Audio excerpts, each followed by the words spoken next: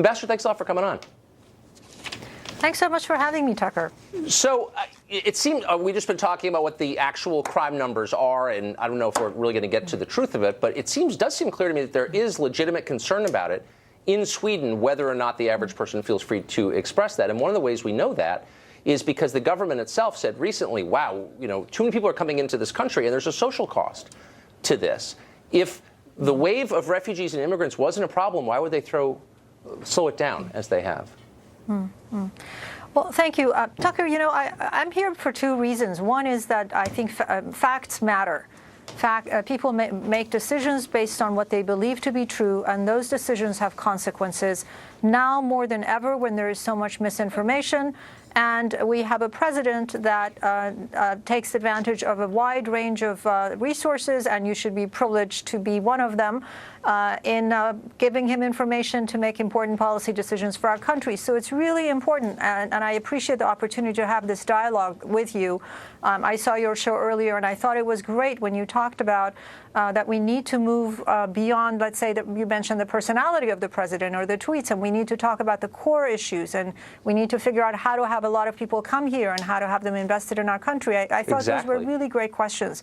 So I think that, what's really interesting to me, you had some great guests, and the Swedish journalist that you had, I think she got in the details of these statistics enough that I really want to say I can certainly get into the weeds on this with you.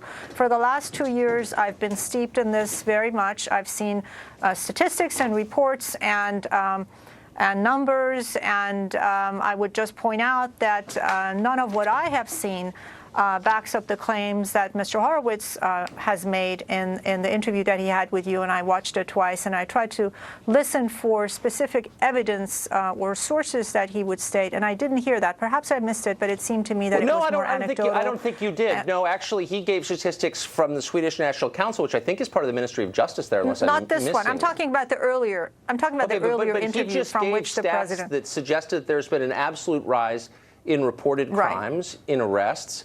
And these rape stats are real. And I know people said, well, that's because somehow the women are including rapes from before. Okay, maybe that's true. I'm not an expert in Swedish crime stats, but the overall crimes have gone up 1.5 million in a year. Well, I don't think it's for me to talk. I think we can sit here and talk about Swedish rape stats. And as your guest just pointed out, I think that one of the reasons, and I'm not an expert on Swedish rape stats, but I do know that a lot of the statistics, the crime rate has not skyrocketed, as has been claimed. Okay. And one of the reasons among many that those rape stats may be high, again, I'm not an authority on that, is because Sweden encourages people to come forward. Okay, but it's not just. Let me move on from that for a minute, because I think that. I'm sorry, Ambassador. I don't want you to filibuster. You just said that facts matter, and so I just threw out that the overall crime rate has gone up 1.5 million crimes in a year. Now, maybe that has nothing to do with the refugees flooding into the country, but the truth remains that the government, the Prime Minister, have said point blank, it's just too many people. We can't handle it.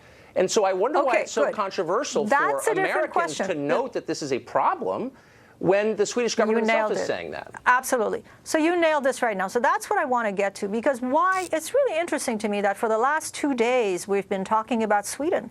And we're talking about this, and I think what the real conversation is, what we're really saying, this is a conversation about security, it's about fear, and it's about misunderstanding, and it's about us. And we are talking about Sweden because what we're really talking about is, could this happen to us? And I can tell you that Sweden takes care. Sweden is a wonderful country. I can go on about it. It ranks highest in the industrial competitors, all that. Okay, and they have their challenges, and they have taken a lot of people, and they're dealing with the challenges. But that does not mean that that is somehow related to migrants. When you take so many people, we're never going to be Sweden. Sweden has taken about 200,000 people, over the last 3 years, proportion to our population. If we were to take that many people, we would have taken 6 to 7 million refugees in this I get country. it, but hold on. I'm running out of patience a tiny bit, Ambassador, because you're not getting to the core of it here, which is... What does this have to do with us, is what I'm saying. Even if what everybody's saying, that the sensationalism is true, about Sweden, crime Here's why it skyrocketing. has to do with us, because the What- left in Sweden and the United States has exactly the same response, which is anybody who has any qualm about this, A, better shut up. In Sweden, you can face prosecution, or B, is simply just a racist. You're a bigot if you don't like it. And my point is there are real reasons not to like it. You don't have to be a bigot not to like it. There are social costs and economic costs to this, and nobody on the left wants to admit it, and I don't know why. It's very patronizing and it's very annoying to have to lie in order to meet some standard. I would address that.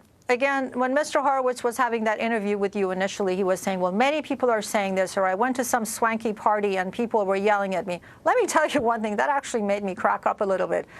That is suspicious to me. Swedes don't yell, particularly in swanky parties. So I don't know where he's getting his information. I'll answer this.